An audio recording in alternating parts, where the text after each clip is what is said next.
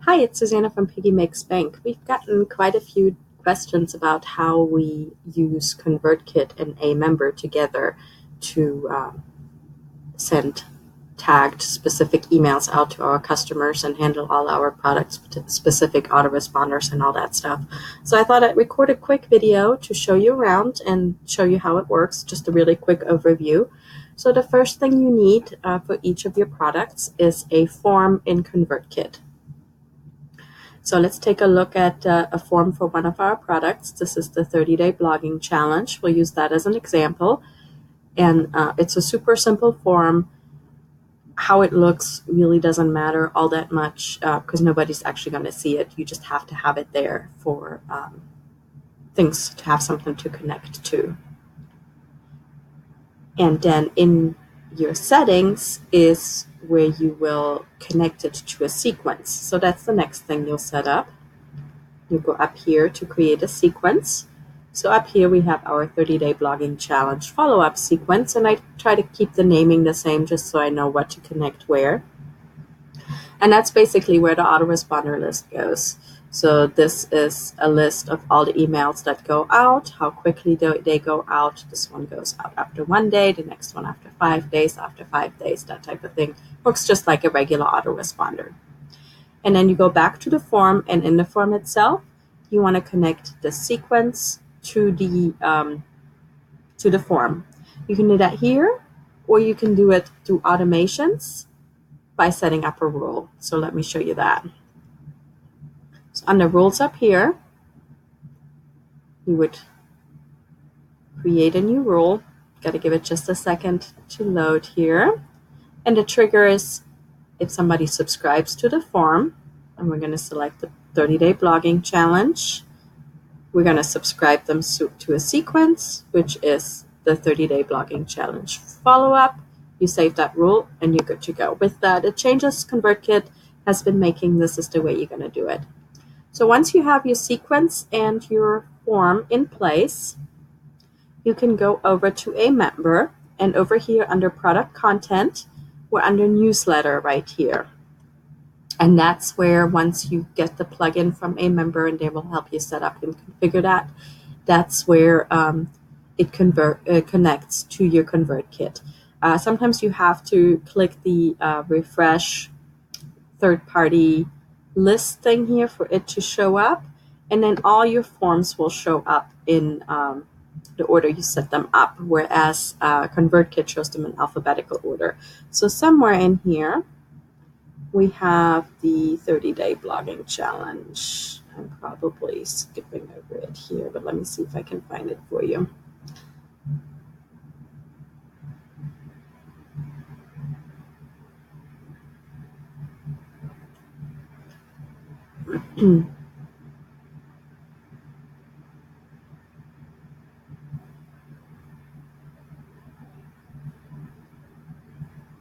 Okay, here it is. So once it shows up, and it's not going to have this stuff over here filled in.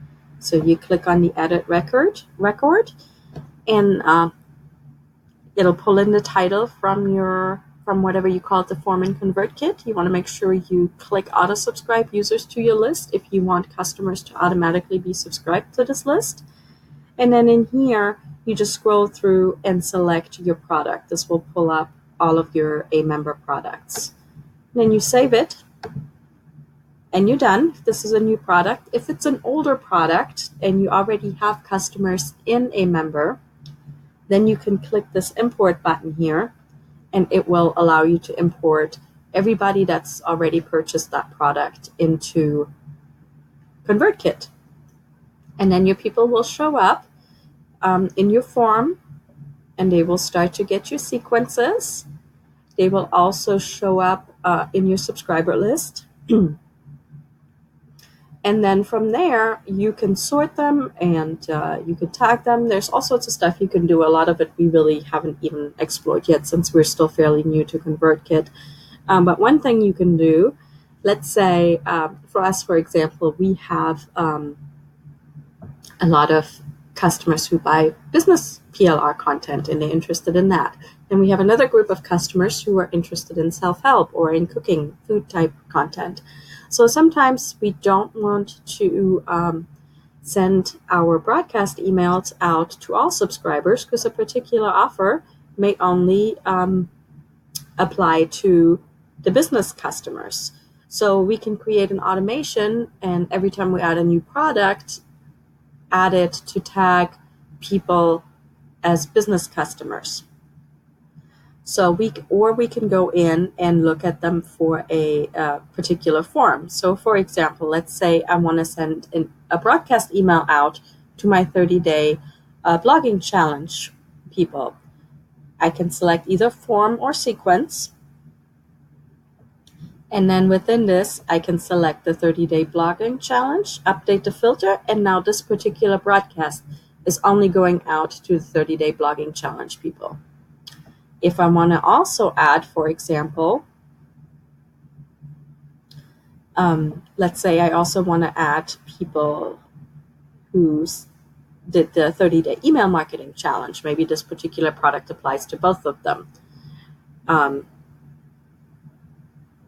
Up here, we want to change this to any, because with all, it would only send to people who own both of these. But now it's going to send it to anybody who owns either the blogging or the email marketing challenge. So with these filters in here in the broadcast, and you can filter in the within the autoresponder as well, it gives you a lot of control about who sees what. So for example, if we go back to the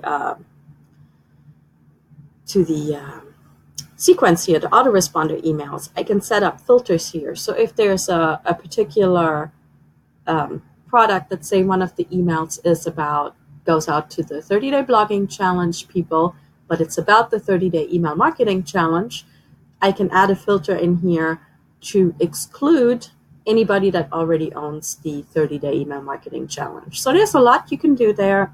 You can tag people based on links they click on, products they purchase, what they're subscribed to, if they're already finished with a particular sequence. So if I wanted somebody to automatically move into another follow-up sequence once they finish this 30-day blogging challenge follow-up, I can do that through automation.